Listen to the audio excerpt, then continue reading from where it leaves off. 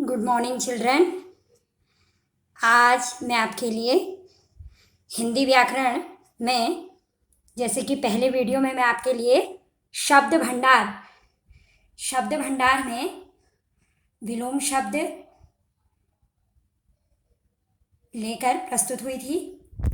तो हिंदी व्याकरण शब्द भंडार वाक्यांश के लिए एक शब्द और पर्यायवाची, ये दो चीज़ें लेकर मैं आपके लिए प्रस्तुत हुई हूँ। शब्द भंडार में मैंने आपसे कहा था कि शब्द भंडार में कई चीज़ें आती हैं, जैसे पर्यायवाची, वाक्यांश के लिए एक शब्द, विलोम शब्द, शब्द समूह के लिए एक शब्द।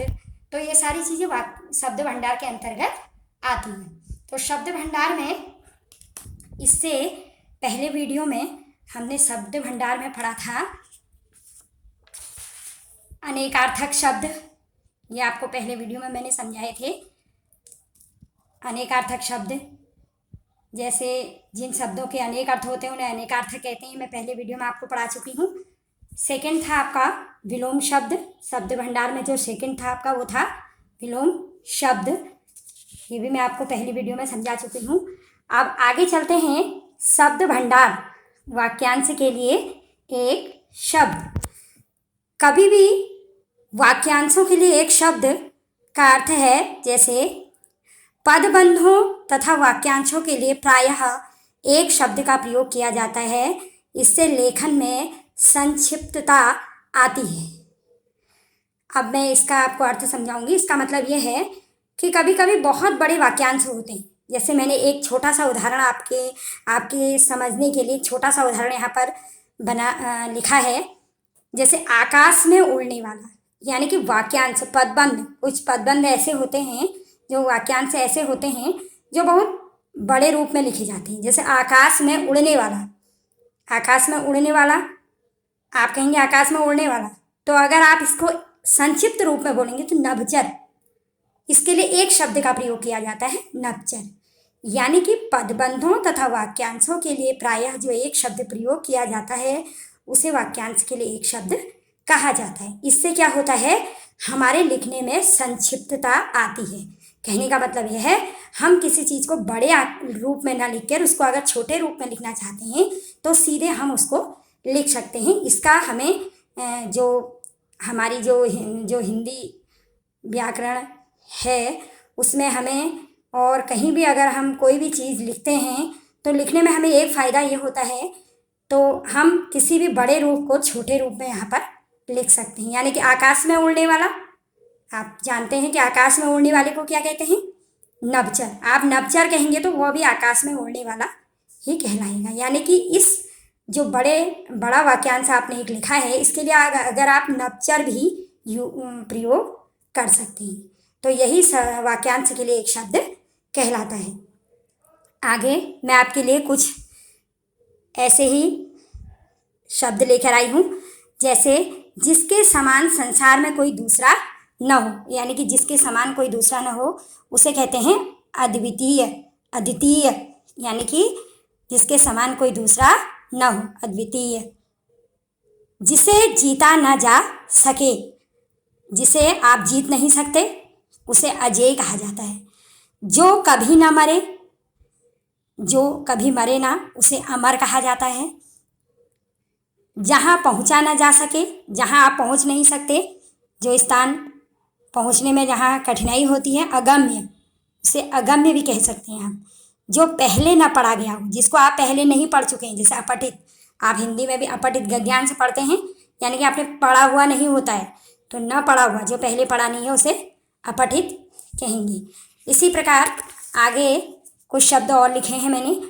जिसका कोई शत्रु न हो, जिसका कोई शत्रु न होता है उसको अजात शत्रु कहते हैं। जिसे भुलाया ना जा सके, जिसको आप भूल नहीं सकते हैं, लंबे समय तक आप भूल नहीं सकते हैं, अविस्मरणीय, जिसको भूला ना जा सके। जो बिना वेतन के काम करे, जिसको आप किसी काम के बदले कोई भी मूल्य नहीं देते हैं, कोई भी पैसा नहीं देते हैं, अवैतनिक, बिना वेतन के जो काम करता है उसे अवैतनिक कहा जाता है। जो काम से जी चुराए, कामचोर। जो सब जगह व्याप्त हो, जिसे आप हर जगह देख सकते हैं, सर्वव्यापक। जो बहुत बोलता है, जिसको अधिक बोलने की आदत होती है, उसे वाचाल कहा जाता है। जानने की इच्छा रखने वाला, जिज्ञासु। किसी चीज़ को अगर हमें जानने की इच्छा होती है तो उसे जिज्ञासु कहा जाता है। हाथ से लिखा हुआ, हस्तलिखित। रचना करने वाला, रचयिता। जो देखने योग्य हो, दर्शनीय। शरण में आया हुआ, शरणागत। कम खर्च करने वाला, मितव्ययी। जो पैसों को कम खर्च करता है उसे क्या कहते हैं? मितव्ययी कहते हैं। तो इसी प्रकार ये बहुत सारे जो मैंने यहाँ पर शब्द लिखे हैं, आप अपनी व्याकरण की बुक में और भी बहुत सारे शब्दों का ज्ञान उसमें कर सकते हैं। मैंने आपको समझाने के लिए यहाँ पर कुछ शब्द लिखे हैं। आप अपनी बुक से भी अन्य शब्दों को यहाँ पर लिखकर याद करेंगे। तो आपको मैंने फिर से एक बार बता रही हूँ, वाक्यांश के लिए एक शब्द का अर्थ होता है कि वाक्यांश के लिए एक शब्द का अर्थ ये होता है कि जो बड़े जो वाक्य हम लिखते हैं उनको एक शब्द यानी कि एक छोटे शब्द में लिखने के लिए लेखन में संक्षिप्तता आती है, इससे उसे लिखने के लिए वाक्यांश के लिए एक शब्द कहलाते हैं। अब अगला हम पढ़ते हैं शब्द भंडार में पर्यायवाची शब्द। आप पहली कक्षा में भी शुरू से ही पर्यायवाची शब्द पढ़ते हुए आए हैं। तो पर्यायवाची का अर्थ क्या होता है? वे शब्द जिनका अर्थ लगभग समान हो, यानी कि शब्द अलग होता है लेकिन अर्थ एक समान होता है, अर्थात जो एक ही वस्तु के व्यंजक हो। हम शब्द एक ही लिखते हैं लेकिन उसी के अनेक नाम होते हैं, उसे पर्यायवाची कहते हैं या समानार्थी भी कहते हैं, समानार्थी शब्द भी कहते हैं। जैसे आपको मैंने एक छोटा सा उदाहरण यहाँ पर बना रखा है आपके लिए। जैसे यहाँ पर मैंने एक घर बनाया है, तो ये घर है, आपको पता है ये घर है। इस घर को आप अन्य नामों से भी पुकार सकते हैं, यानी कि आप अन्य नाम भी इस घर के दे सकते हैं। ग्रह, घर को आप ग्रह भी कह सकते हैं। इसी घर को आप भवन भी कह सकते हैं। इसी घर को आप आलय भी कह सकते हैं और इसी घर को आप निकेतन भी कह सकते हैं।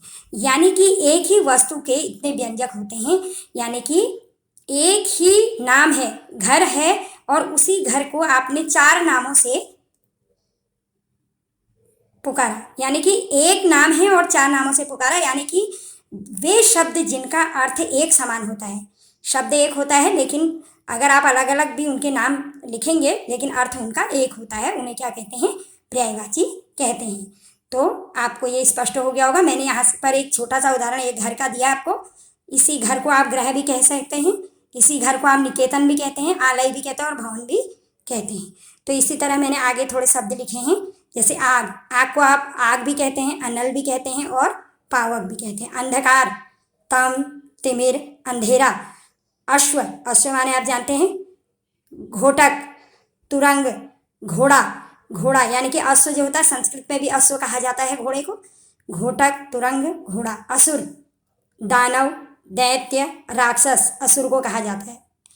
आँख का नेत्र, नयन, चक्षु, ये आँख के पर्यायवाची हैं। यानी कि आपको एक शब्द आँख दिया है, इसी आँख को आप नेत्र भी कह सकते हैं, नयन भी कह सकते हैं और चक्षु भी कह सकते हैं। तो ये इसके पर्यायवाची शब्द हुए। इसी तरह घर, ग्रह, आलय, भवन, निकेतन। देह, शरीर, तन, काया। आकाश का, गगन, नभ, अंबर, आसमान। तालाब का, जलाशय। ताल, सर, सरोवर। पक्षी का, खग, विहग, नपचर, पखेरु। बादल का, घन, मेघ, जलद। वायु का, समीर, अनिल, पवन, हवा। कमल का, जलज, पंकज, राजीव। पृथ्वी का, धरा, वसुधा, वसुंधरा। पृथ्वी को आप धरा भी कह सकते हैं, वसुधा भी कह सकते हैं, वसुंधरा भी कह सकते हैं। बिजली, चपला, चंचला। विद्युत, इसको आप बिजली के पर्यायवाची हैं। देवता, सुर, देव, अमर, ये देवता के पर्यायवाची। सिंह, शेर, वनराज, केसरी। तो इस प्रकार मैंने आपको यहाँ पर ये समझाया पर्यायवाची। एक बार फिर से मैं आपको इसको समझाती हूँ। वे शब्द जिनका अर्थ लगभग समान होता है लेकिन उन वस्तु एक होती है लेकिन उसके व्यंजक अलग अलग होते हैं, यानी कि उसके अर्थ एक ही होता है, शब्द एक होता है लेकिन अर्थ उसका अर्थ एक ही होता है। जैसे आपको घर का मैंने यहाँ पर उदाहरण दिया है। तो इस प्रकार समान अर्थ रखने वाले शब्दों को पर्यायवाची कहते हैं। तो इस तरह शब्द भंडार में ये सारी चीज़ें मैंने आपको बताई।